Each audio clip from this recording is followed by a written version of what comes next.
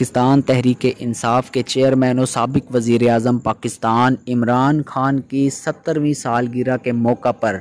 लाहौर के हल्का NA 120 के मरकज़ी दफ्तर में मियाँ अकरम मिठू की सरबराही में डॉक्टर शाहिद, हाफिज़ उमर अकबर और दीगर कारकुनान ने अपने कायद से इजहार मोहब्बत में केक काटा, जिसमें कारकुनान का कहना था कि अपने कायद से इजहार मोहब्बत करते हुए कि इमरान खान ने करप्ट माफिया के ख़िलाफ़ जो अलम बगावत बुलंद किया है वो अपने कायद के साथ सफ़े अव्वल में शाना बेशाना रहेंगे। साहब के ऑफिस में हम NA 120 में सारे दोस्त मौजूद हैं और हम इस वक्त पाकिस्तान की आन, पाकिस्तान की जान, पाकिस्तान की शान इमरान खान जो कि माशाल्लाह 70 साल के अभी भी जवान हैं और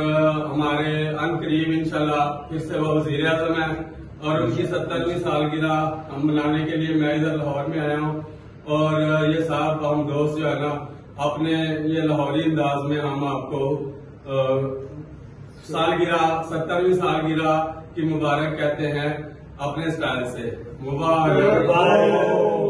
मुबारक हो, मुबारक हो। आप जो है ना